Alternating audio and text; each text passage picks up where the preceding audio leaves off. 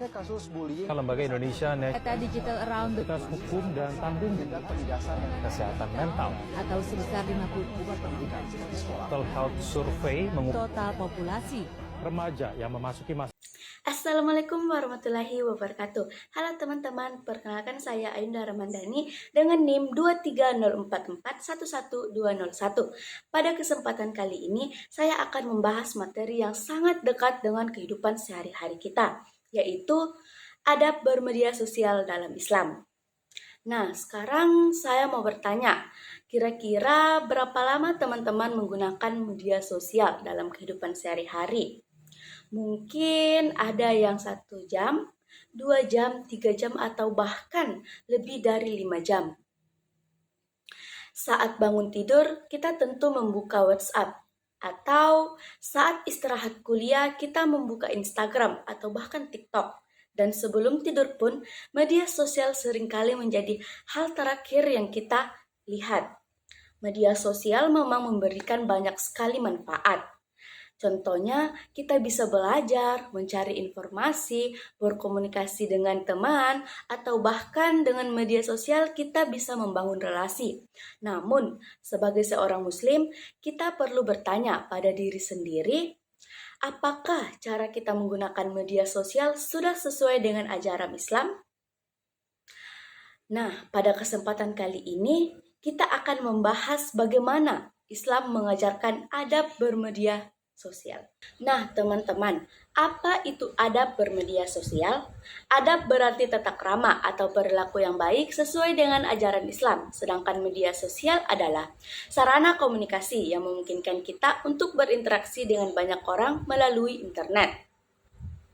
Artinya, adab bermedia sosial adalah bagaimana kita menjaga sikap, ucapan, tulisan, dan perilaku ketika menggunakan media sosial agar tetap sesuai dengan nilai-nilai Islam.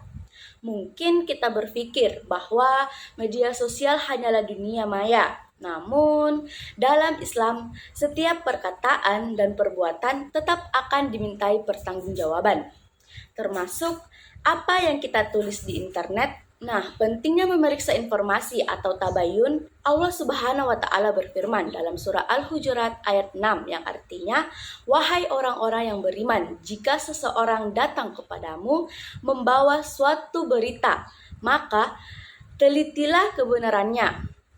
Ayat ini mengajarkan kita untuk melakukan tabayun, yaitu memeriksa kebenaran informasi sebelum mempercayai atau menyebarkannya.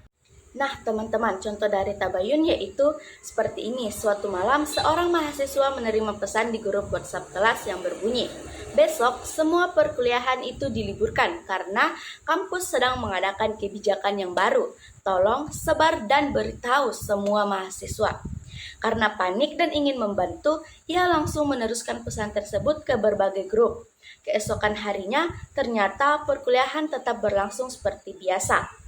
Beberapa mahasiswa yang mempercayai informasi tersebut tidak datang ke kampus, sehingga mereka dianggap tidak hadir. Nah, kasus seperti ini sebenarnya sering terjadi. Niatnya mungkin baik karena ingin menyebarkan informasi, tetapi justru merugikan banyak orang. Oleh karena itu, sebelum menekan tombol forward, kita harus memastikan apakah informasi tersebut benar-benar berasal dari sumber resmi atau hanya sekedar pesan berantai. Nah, teman-teman, selain menyebarkan informasi, kita juga harus menjaga cara berbicara kita di media sosial. Rasulullah Shallallahu Alaihi Wasallam bersabda, "Barang siapa yang beriman kepada Allah dan hari akhir, hendaklah berkata baik atau diam." Hadis riwayat Bukhari dan Muslim.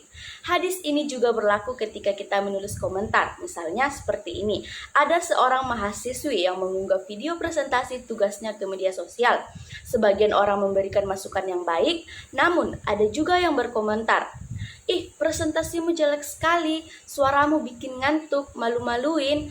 Bagi orang yang menulis, komentar tersebut mungkin hanya bercanda, tetapi bagi pemilik video, komentar itu bisa membuatnya kehilangan rasa percaya diri, bahkan enggan berkarya lagi. Padahal, jika ingin memberikan kritik, kita bisa menggunakan kalimat yang lebih sopan. Misalnya, presentasinya sudah bagus, mungkin akan lebih menarik jika suara dan penyampaiannya dibuat lebih jelas. Kalimat seperti ini menyampaikan kritik, tetapi tidak menjatuhkan harga diri orang lain.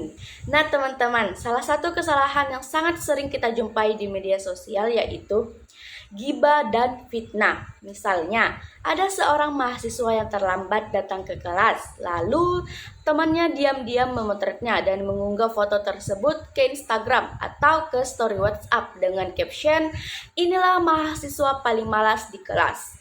Padahal, kita tidak tahu alasan yang sebenarnya. Bisa jadi ia terlambat karena motornya mogok atau harus mengantar keluarganya ke rumah sakit terlebih dahulu.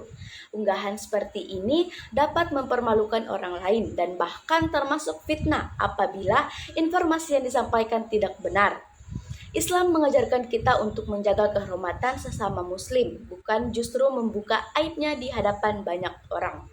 Nah, teman-teman, di balik berbagai dampak negatif, media sosial juga bisa menjadi ladang pahala.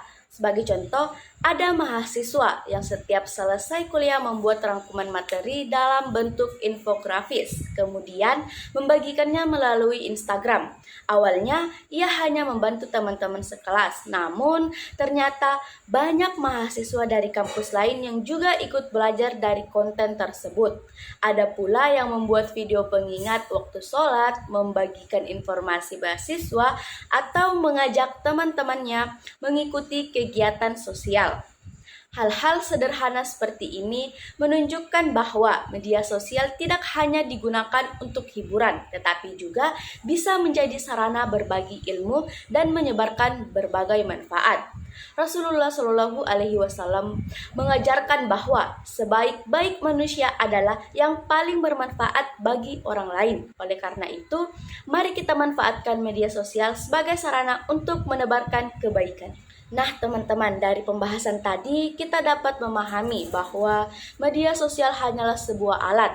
Yang menentukan apakah alat tersebut membawa manfaat atau mudarat adalah cara kita menggunakannya. Sebagai seorang muslim, kita harus membiasakan diri untuk melakukan tabayun. Sebelum menyebarkan informasi, menjaga tutur kata ketika kita berkomentar, menghindari gibah dan fitnah, serta menggunakan media sosial untuk menyebarkan ilmu dan kebaikan.